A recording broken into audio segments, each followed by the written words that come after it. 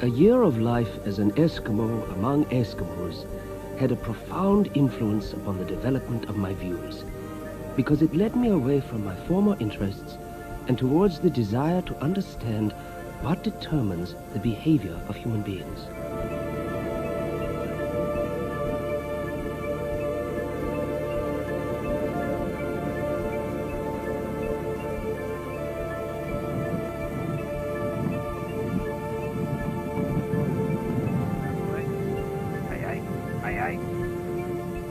In 1883, a young German scientist called Franz Boas arrived here in the Canadian Arctic.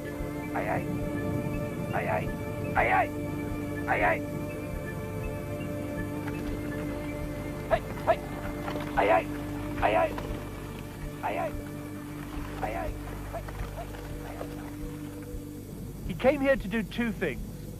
He'd originally done part of his training in geography, and he was going to map as much of the coastline, which was pretty much uncharted in those days, as possible. He was also going to indulge his new interest, the study of culture. The year before he came up here, he'd been reading up as much as possible about the Arctic. But unlike most explorers, he'd also bothered to take some courses in the local language Inuktitut. He arrived at Kirketon Island, just over that hill, which was run by a whaler called James Much. It was a thriving station at the time, and in fact the largest Inuit settlement in the area. James Much made caribou clothing for Boas and his servant William Vike, and outfitted them with a team of dogs. In the course of the 12 months he was up here, Boas travelled something like 3,000 miles on foot, by boat, and on sleds like this. The work he was to do up here was eventually to change the direction of his own life, but it was also to change the way we think about other cultures and the way we think about ourselves. Okay, hey, hey, hey, hey, hey, hey, hey, let's go, hey, hey, hey, attaboy, hey, hey, hey, hey. Boas didn't set out with a specific ambition to study human culture, but he had dreamt of going to the polar regions since his boyhood in Germany. He was born in 1858 in Minden, Westphalia. His father was a prosperous businessman in the town, and at the age of 20, Boas left home to study geography at the University of Heidelberg. It was during his year of compulsory military training in 1881 that he decided to study the relation of the Eskimo to their environment. In his own words, he was going to collect anthropological material and make a thorough study of the language, customs and habits of the Eskimo. Anthropology was beginning to take form and develop about the time that he entered the picture. It was an exciting new field, and it offered an opportunity to get some idea of the dynamics of culture and their growth and development and their adaptation and the way they spread, and many, many aspects of this which would be fundamental to understanding our own culture and our own way of life. And this kind of research was innovative and pioneering, So it offered a very exciting prospect to him. Before Boas's day, the Eskimo who lived all round the North Polar Cap had not been closely studied. He undertook a geographical expedition to map uncharted areas of the coastline of Baffin Island and to get to know the different groups of Eskimo who lived there. The only way to the Arctic in those days was by boat when the ice had melted, and Boas readily accepted passage to Cumberland Sound on a ship called the Germania.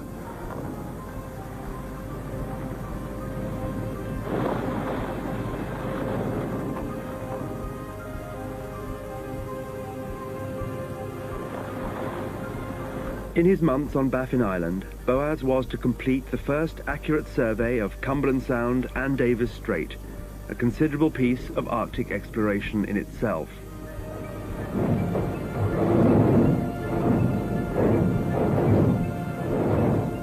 But today the trip is better remembered for his observations of Eskimo life. He wrote articles for a German newspaper who had partly sponsored his trip, but he also kept a diary of letters to present to his fiancée on his return.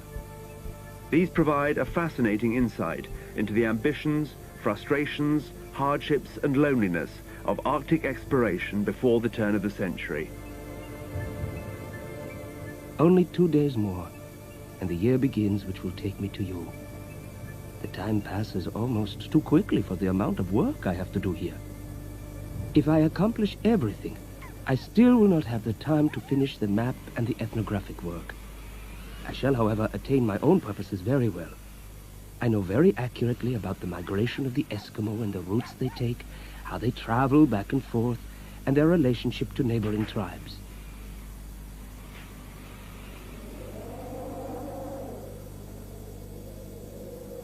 One of the things that intrigued him as a geographer was their detailed knowledge of the landscape, a fact he discovered when he started to chart the coastline.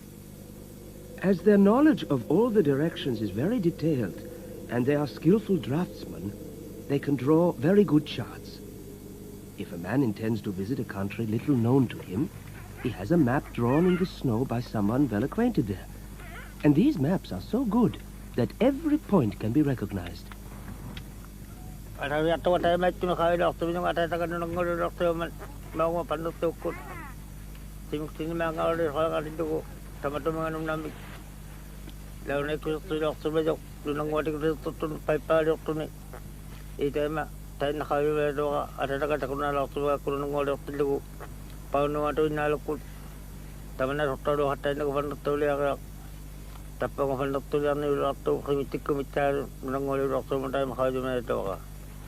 Actually, if this is Frobisher Bay here, and this is Allen Island here, which is the north on this map? The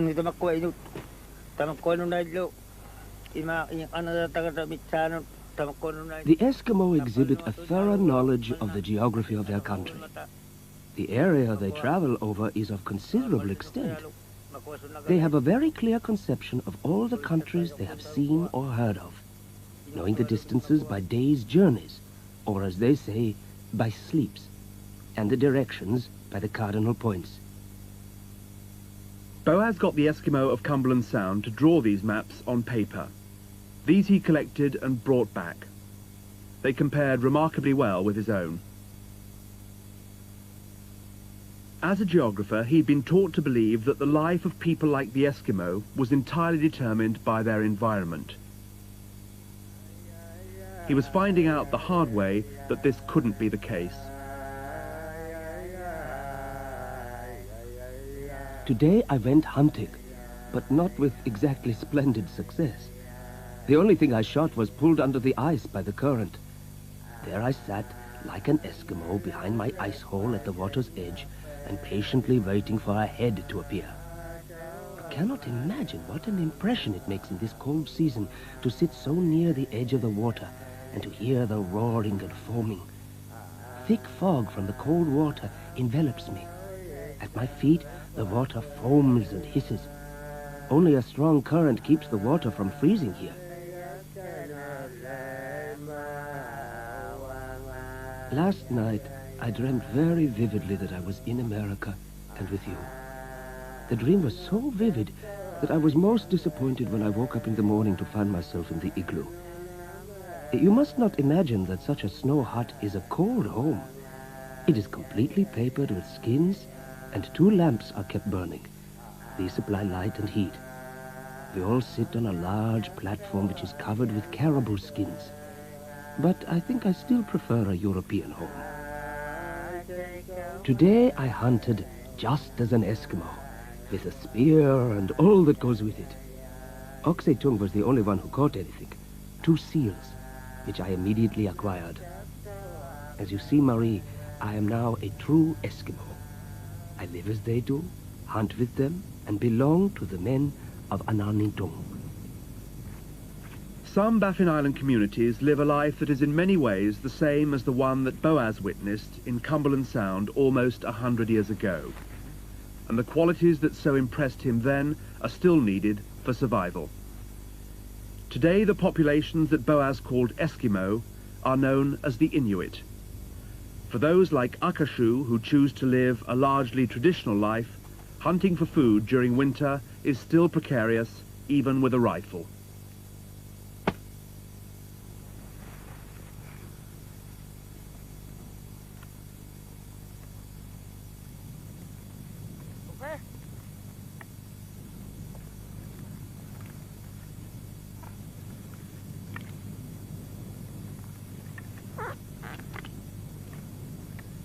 Like his ancestors, Akashu and his family live largely off caribou or seal.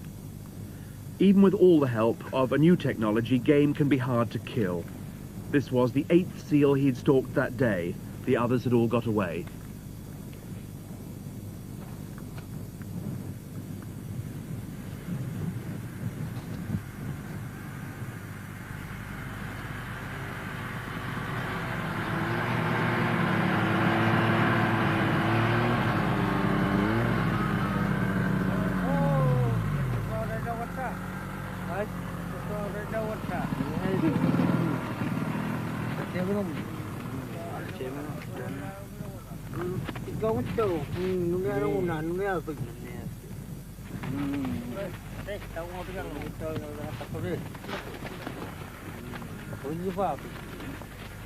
Boas witnessed life among the Eskimo firsthand. It was hardly a case of the gentleman explorer. He saw how much they depended on their environment and how unyielding it could be. But he also depended on them, and as he charted the coast and filled in the physical features of their landscape, he was impressed by the way in which they had mastered life on top of the world. Whether it was traveling over ice and snow, tracking and hunting game, or fabricating their clothes and houses, or caring for their teams of dogs, Boas had to admit, as he reflected on human life in the frozen north, that what he had learned as a geographer was incomplete. He came to realize that the Eskimo often did things in spite of the restrictions of their surroundings, and not because of them. Environment wasn't the only thing that determined culture.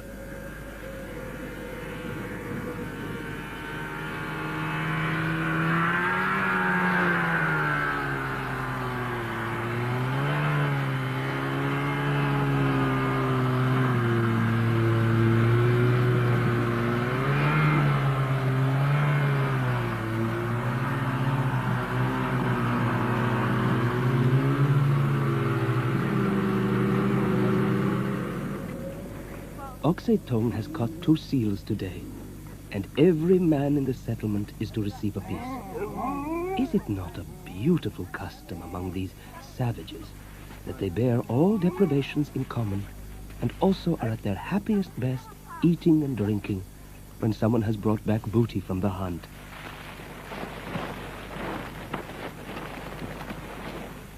The Eskimo are sitting around me, their mouths filled with raw seal liver.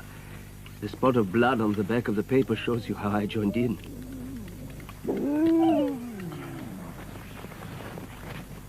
I often ask myself what advantages our good society possesses over that of the savages, and find, the more I see of their customs, that we have no right to look down upon them. We have no right to blame them for their forms and superstitions, which may seem ridiculous to us. We highly educated people are much worse, relatively speaking. A person's worth should be judged by the warmth of his heart.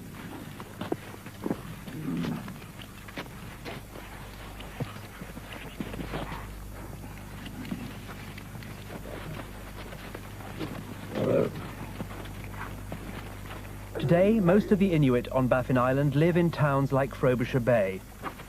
But this Inuit community, formed around one family, have made the decision to live away from those largely white settlements.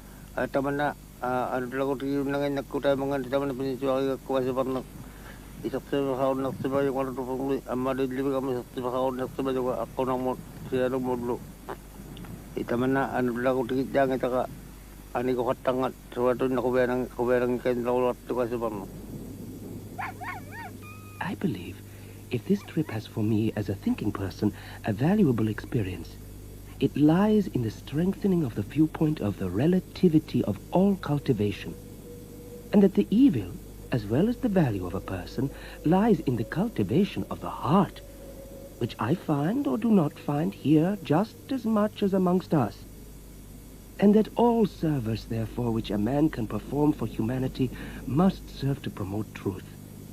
Indeed, if he who promotes truth searches for it and spreads it, it may be said that he has not lived in vain.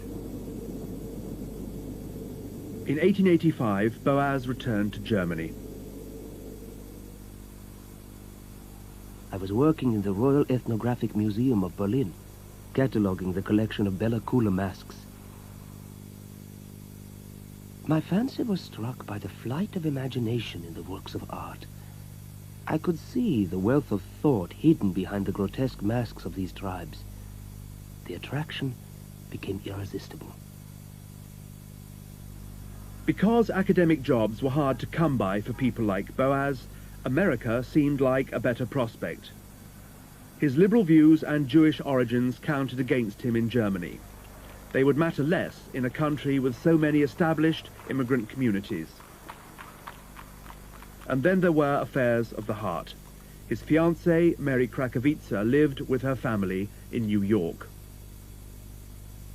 In America, Boas had found himself a freer intellectual climate, a new home, and a devoted wife. In 1887, he married. He also found himself an anthropological project that was to occupy him for the rest of his life. In 1893, Chicago hosted a World Columbian Exposition. As chief assistant to the anthropology section, Boas arranged for native peoples to show off their cultures. A group of Eskimos, for example, built an igloo and worked their dogs. But now his major interest was the cultures that lived on the northwest coast of America.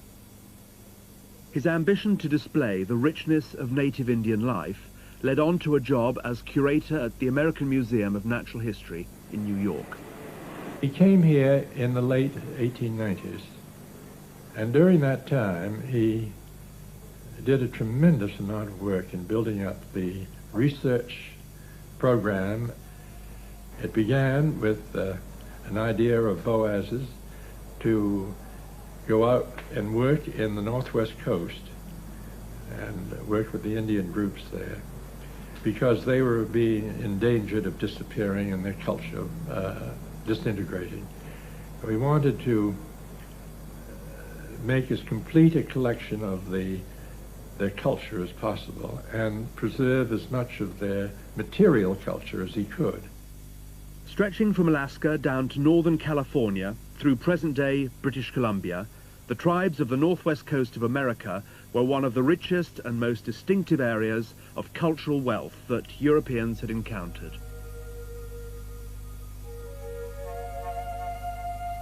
The Pacific coast here forms an inextricable net of channels and fjords. Numerous islands form a narrow passage of water from the southern tip of British Columbia to Alaska, through which the ships glide as if on a river. This is a primeval country in all its loneliness. For a European, it is interesting to see nature so free.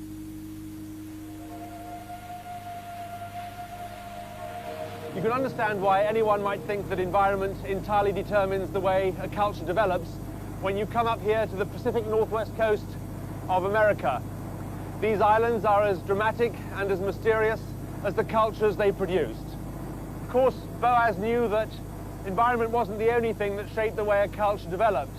In 1886, he came up here to trace some of the other factors by considering the culture among the tribes of these islands. And what a fantastic group of tribes they were. Tribes like the Tlingit, Tsimshian, Haida, Bella Coola, and the tribe that Boas came to know best, the Kwakiutl. For Boas, this was an exciting area, mainly because of the way in which the tribes were related to each other. On the other hand, there were certain strong similarities in their culture. They shared common customs, beliefs, and ideas. Boas hoped that the pattern of the differences and the similarities between the tribes, as he moved from area to area, would reveal more about the way in which a culture was shaped.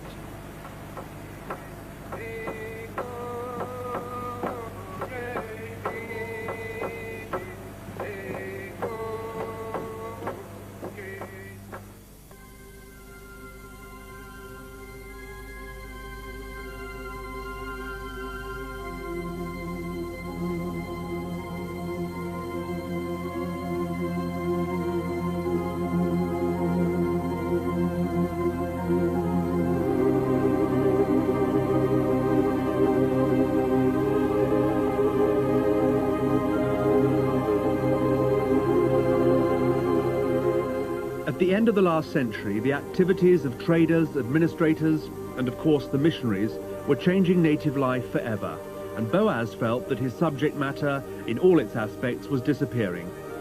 So he set about trying to save as much of it as possible. The way he went about this was to collect everything he found that had anything to do with the Indian way of life. In 1886, at Fort Rupert, then the centre of Kwakiutl life, Boas got to know a prominent family called Hunt. It was with George Hunt that he struck up one of the most remarkable partnerships in anthropology. Agnes Alfred is one of the very few people left who remember the old days, as Chief Bobby Joseph explains. Oh, she was born here at Village Island. Born in the winter. She doesn't remember the month, but it was 96 years ago that she was born. 96. Did Franz Boas ever come here? Did she remember Franz Boas?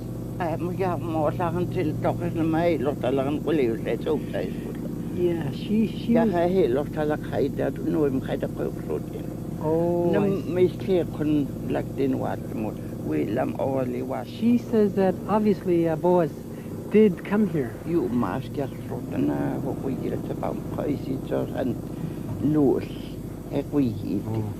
that's very important. She says that George Hunt worked very closely with Boas not only as an interpreter, but as a total resource person.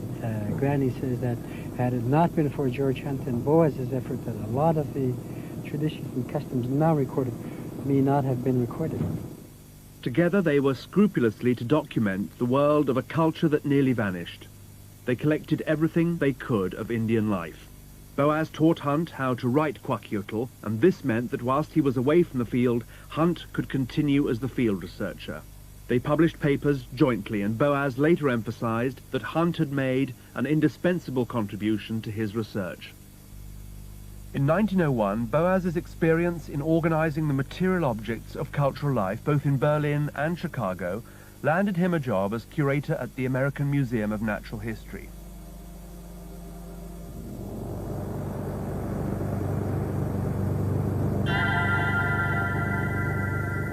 Here he was radically to change the emphasis and aims of organizing museum display.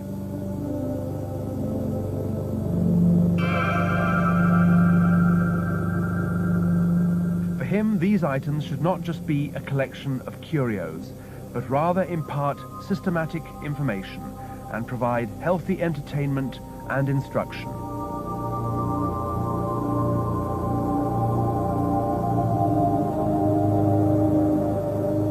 He held this post simultaneously with that of Professor of Anthropology at Columbia University in New York.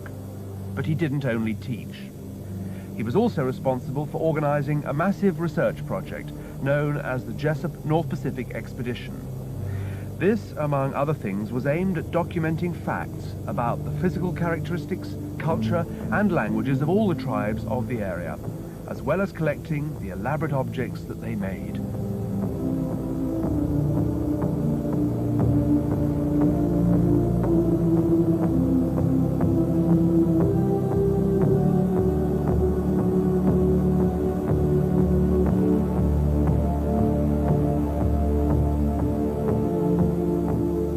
If you want to know more about an object, it helps not only if you know how it was made, but what it was made for. Because of his intimate and detailed knowledge of Indian life, Boas was able to place each of these objects in its original context. He understood where it fitted into Indian life, so it wasn't just another item in a museum catalogue. This splendid carving, for example, of an eagle, is a representation of a mythical ancestor of a family that Boas knew well living at Fort Rupert.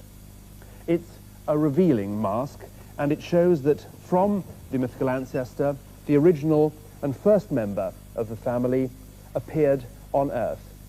It's a funeral mask, and 3 or 4 days after the death of a relative, it was used in the ceremony to symbolize the fact that once someone had died, they eventually returned to a land where all members of that family were once again eagles. The ancient and elaborate cultural life of peoples like the Kwakiutl was recorded in minute detail by Franz Boas. Fortunately, we also have a visual record of what some aspects of life actually looked like, as one of Boas's contemporaries was the great photographer of American Indians, Edward Curtis. Curtis had been traveling around America, making a photographic record of every remaining Indian tribe. As there were enough people alive who remembered the old ways, Curtis commissioned Indians to recreate life as it used to be. These were usually dramatic events, like the landing of war canoes or performing of ceremonies in an authentic fashion, and he paid them to make all the necessary traditional objects. Although it was recreating the past and frowned upon by Boas, it did place on record just how elaborate ceremonial life had been.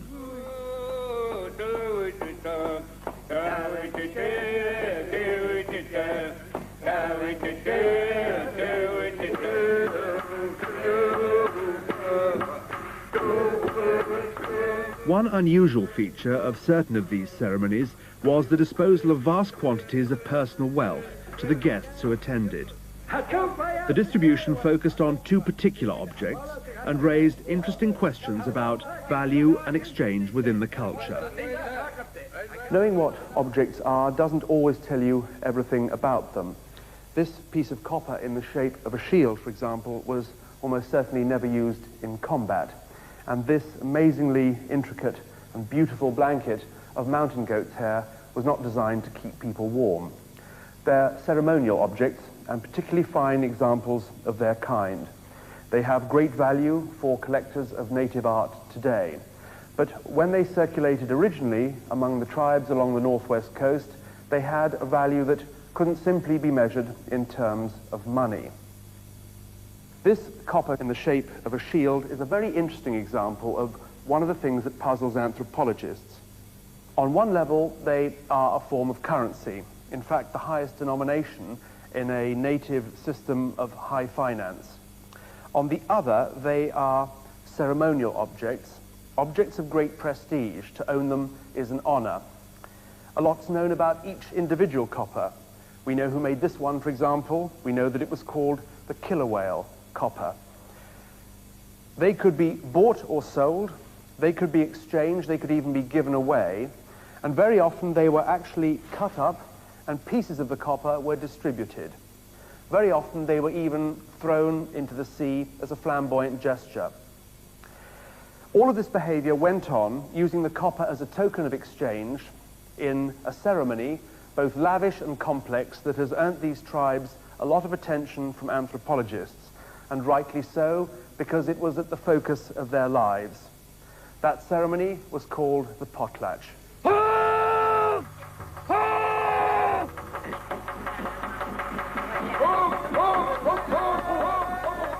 The economic system of the Kwakiutl Indians finds its expression in the so-called potlatch. The Indian has no system of writing, and therefore to give security to transactions they are performed publicly. This public contracting and paying of debts is the potlatch. It is largely based on credit, just as is the economic system of civilized communities. The standard of value is the blanket, but for larger transactions, objects of imaginary value are used instead, particularly pieces of copper. These may strictly be compared to our banknotes. Boas learnt to use film to supplement his anthropological record. The subjects he chose were not spectacular, but they were an important record of aspects of Indian life. A woman swinging her baby in a cot. George Hunt carving wood, and other crafts like spinning or weaving. He wanted to record the attitudes, postures and movements that went with various tasks and skills.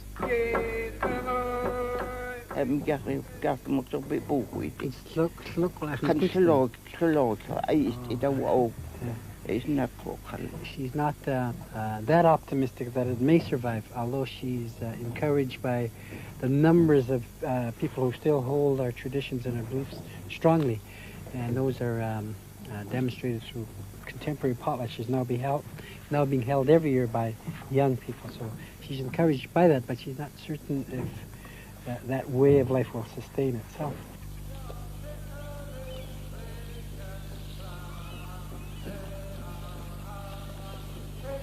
Village Island, one of the former centres of Kwakiutl culture, is now completely deserted. Bobby Joseph recalls life as it was. Part of the reason for the exodus from these places, like Village Island, the social pressure to change, to adopt the white man's way. And we were taught and told that the way to do that was to become educated and to be productive and be employed all the time. So people went with their children to places where there were learning centers where they thought there would be a better chance for their children to survive. You know? What sort of houses were these?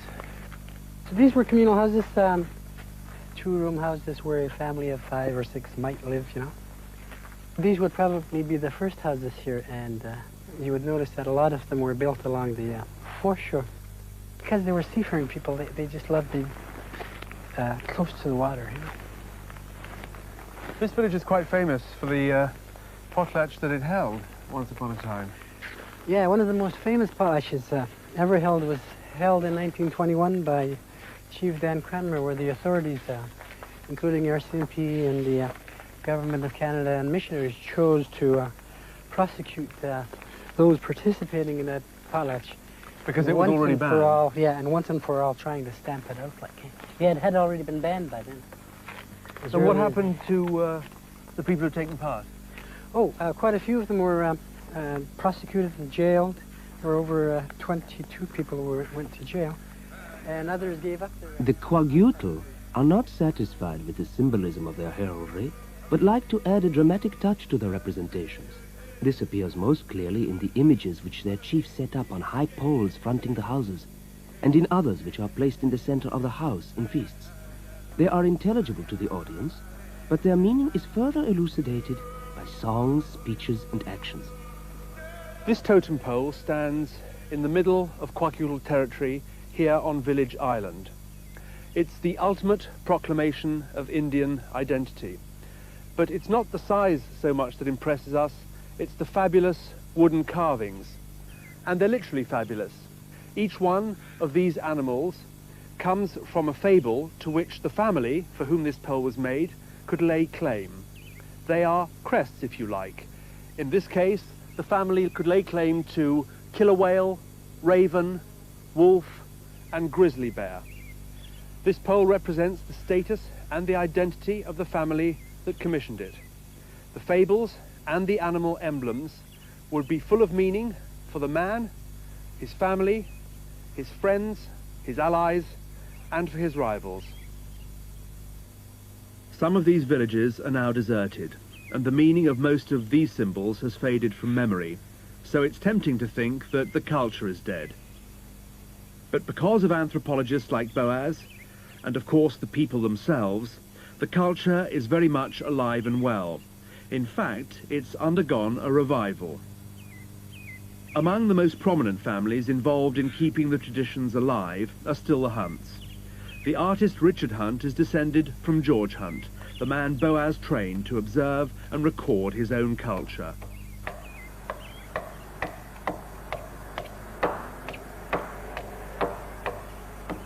I started about 20 years ago, carving with my father, just watching him in the basement and learning, playing with his tools, and then finally trying to find a style for myself. It took about 10 years before I realized what it was supposed to look like, and then after that, then it started becoming finer and finer, and I started working on a style of my own.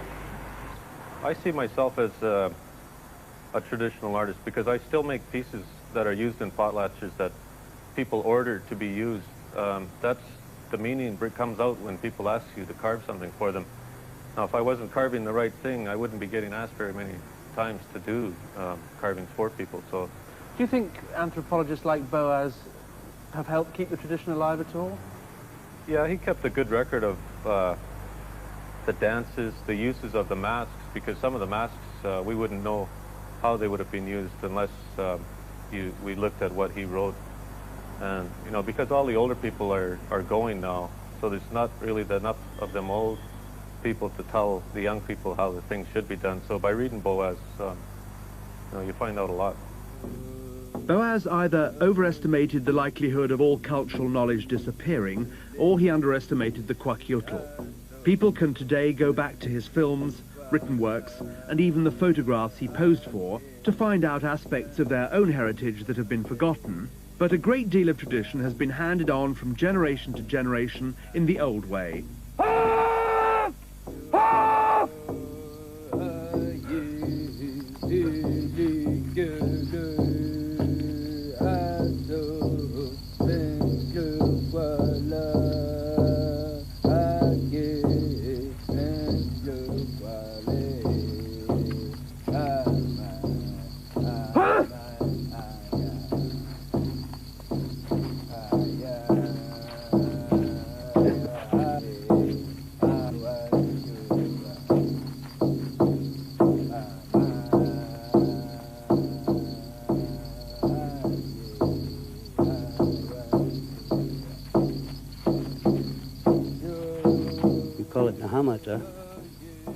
For memorial potlatches and for ordinary potlatches, if you're, showing your chieftainship, how much wealth you got and stuff like that.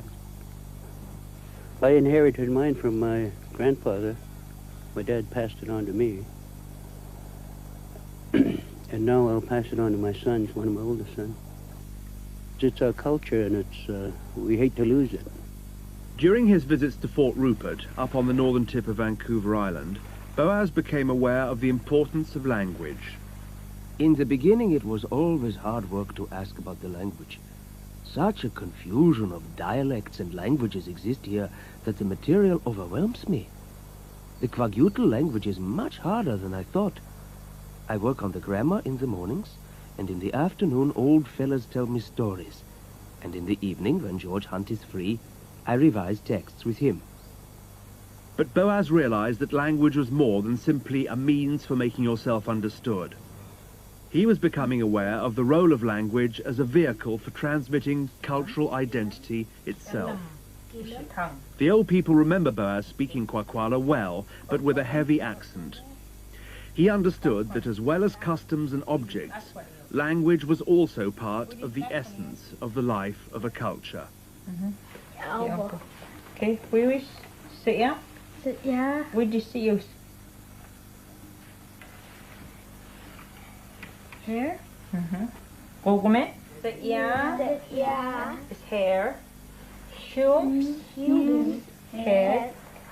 Gogomet. Face. Aan. An. Eyebrows. Kayakas. Kayagas. Espayu. Espayu. Hinzas. Today, although it isn't the first language of most Kwakiutl children, it is at least being taught. And Boas himself was teaching that language, like each aspect of the culture being studied, was an essential part in the understanding of social worlds that were so dramatically different from his own.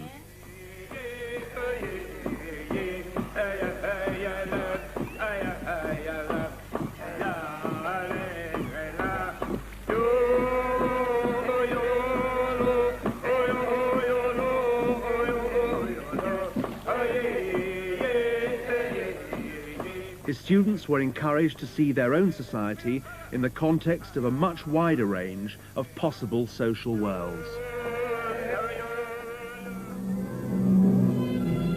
In the United States of the early 1900s, this wasn't just a subject of academic interest, for people of very different ethnic backgrounds were arriving in vast numbers. But these immigrants didn't only provide justification for cultural anthropology to be taught at university.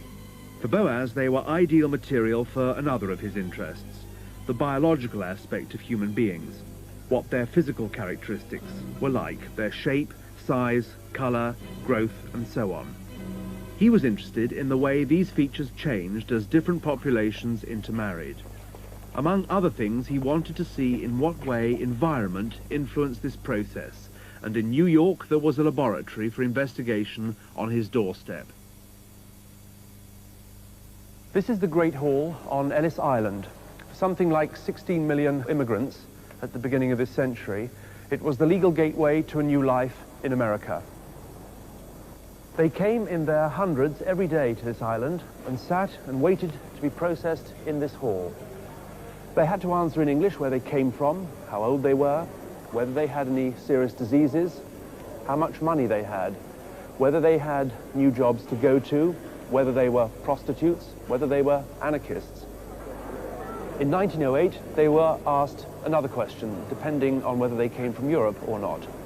That was whether they minded if someone took some measurements of their bodies and heads.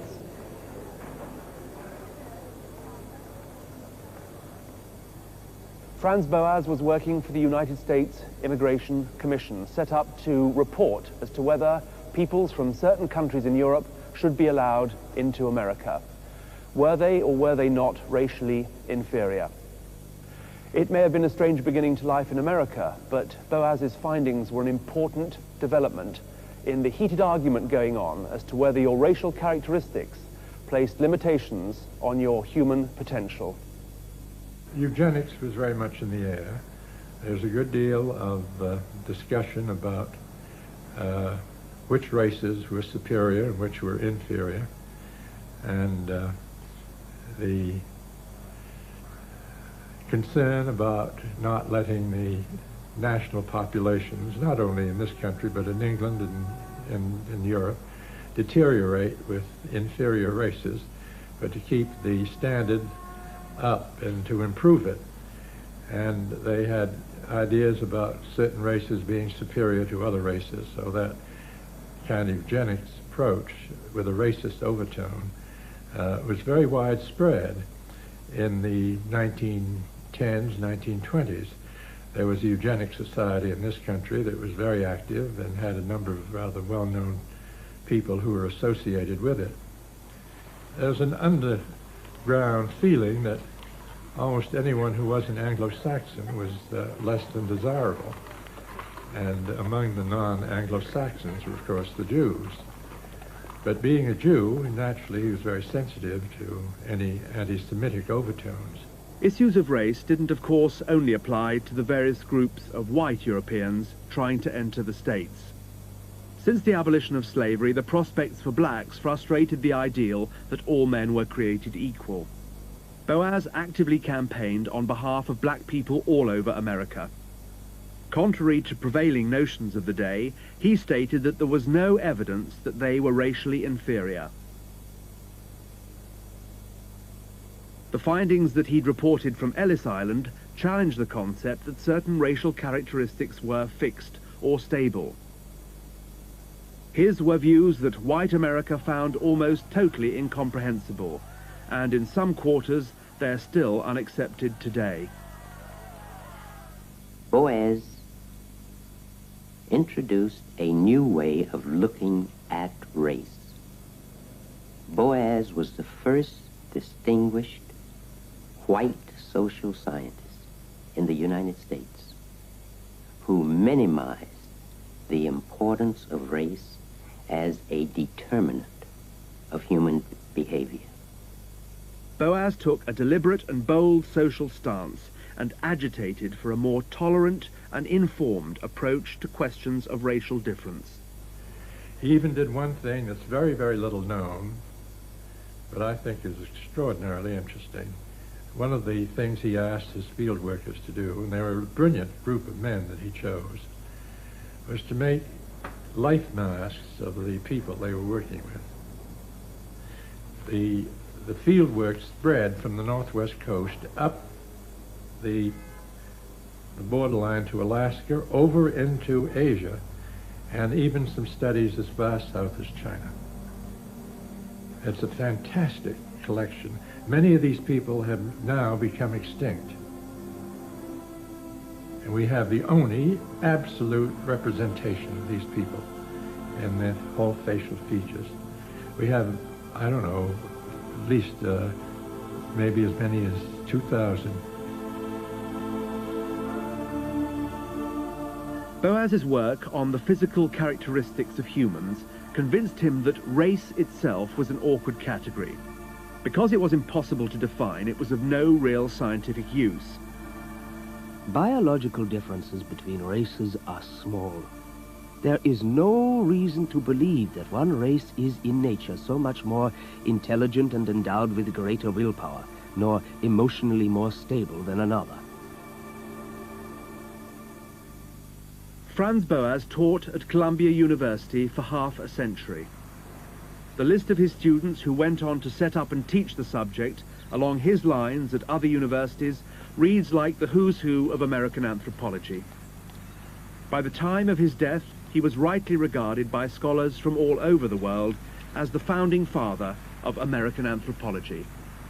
I can still remember quite vividly what happened on that day, December 21st, 1942. Boas invited a few persons to a luncheon with Rivet at the faculty club at Columbia University. It was an extremely cold day, as a matter of fact, one of the coldest days I can remember, and Boas arrived early from his home, his Grantwood, on the other side of the Hudson. He was wearing, I remember, a very dilapidated and discolored fur cap, which probably dated back to his time with the Eskimo 50 years earlier. Boas was in very high spirits, and luncheon started quite gaily. And then, all of a sudden, Boas was struck by something like an electric shock. He pushed violently and fell backward on the ground with his chair. And I was seated by his side, and immediately I tried to help him, but he was dead. And we all left struck with sorrow and with the feeling that we had the sad privilege to witness the passing out of one of the very last intellectual giants, such as the 19th century was able to produce, and whom probably will not be produced anymore. His last words at that supper were that he had a new idea on race. His audience never heard what that new idea was. In his long and productive career, however, Franz Boas produced a series of new ideas that changed the way that educated Americans thought about race, language, and culture. The value of anthropology is its power to impress us with the relative value of all forms of culture. For we are only too liable to consider our civilization the ultimate goal of human evolution, thus depriving ourselves of the benefits to be gained from the teachings of others. My whole outlook upon life is determined by one question: how can we recognize the shackles that tradition has laid upon us? For when we recognize them, we are also able to break them.